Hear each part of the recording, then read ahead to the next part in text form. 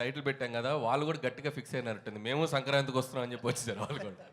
కాదు అనిల్ గారు, ఇప్పుడు పాపం మీ ప్రొడ్యూసర్ ఏమో బాధలు ఉంటే మీరు సక్సెస్ చేసుకోవడం కరెక్ట్. మా ప్రొడ్యూసర్ బాధలో లేరండి. ఇండస్ట్రీలో చాలా మంది మీద జరుగుతున్నాయి రైట్స్, ఆయన ఒక్కడి మీద జరగట్లేదు. అండ్ ఇట్స్ టూ చాలా ఇది ఒక ప్రాసెస్లో భాగమే. ప్రతిసారి 2 ఏళ్ళకి ఒకసారి 3 ఏళ్ళకి ఒకసారి ఇండస్ట్రీ మీద కానీ బిజినెస్ సర్కిల్స్లో కానీ ఐటీ రైట్స్ జరగడం సర్వసాధారణం.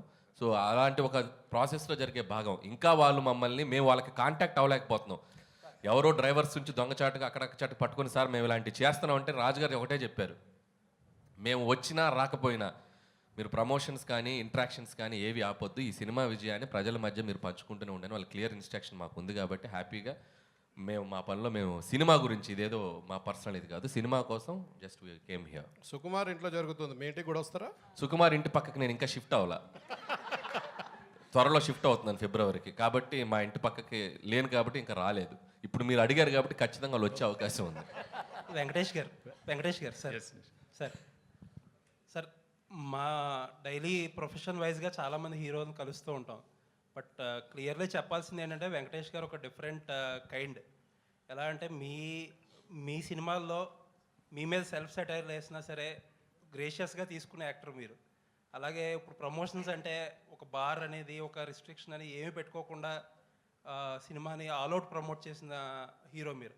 ఇప్పుడు ఆ తాలూకు ఎఫెక్ట్ అంతా కూడా ఇప్పుడు కలెక్షన్స్ మీద కనపడుతుంది. ఒక మాట చెప్పాలంటే ఇప్పుడు వచ్చే కలెక్షన్స్ ఎవ్రీథింగ్ మీరు you are more then deserved for it. Thank you. And Anil గారి గురించి చెప్పాలంటే క్వశ్చన్ ఏం లేదు సార్ మీకు, I just wanted to say. Thank you so much.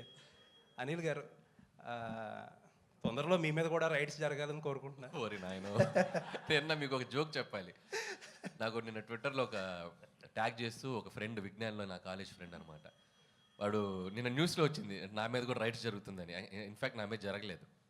So వాడు ఏం చెప్పాడంటే ట్విట్టర్లో, ఎంత ఎదిగిపోయావురా, మాతో ఉంటూ మా పక్కనే చదువుకుంటూ ఐటీ రైట్స్ జరిగే స్థాయికి ఎదిగిపోయావా అన్నాడు. అది అలా ఆ ఐటీ రైట్స్ స్థాయికి ఎదగాలని మీరు కోరుకుంటున్నాం. వద్దులేండి, అది ఆ టెన్షన్ నాకెందుకు, నన్ను ఇలా ప్రశాంతంగా ఉండనివ్వండి. వెంకటేష్ గారు, అండ్ ఇంకొక విషయం చెప్పాలి మీతో. మనం ఇంటర్వ్యూ చేసినప్పుడు లాస్ట్ టైం నేను ఒక మాట అన్నా, ఒక డిఫరెంట్ టైప్ ఆఫ్ మీకు ఒక సెపరేట్ సెక్షన్ ఆఫ్ ఆడియన్స్ ఉన్నారు, ఆ సెక్షన్లో మీకు కాంపిటీషనే లేదని చెప్పి ఒక మాట అంటే దానికి చాలామంది చాలా అర్థాలు తీశారు. But I mean it. ఆ సెక్షన్లో మీకు ఆడియన్స్ ఉండబట్టే ఆ సెక్షన్ ఆడియన్స్ మీ సినిమాలకే కదిలేరు, కదిలి సినిమాకి వచ్చి ఇంత పెద్ద హిట్ చేశారు. కరెక్ట్, మీరు మీ స్టేట్మెంట్ మీరు ప్రూవ్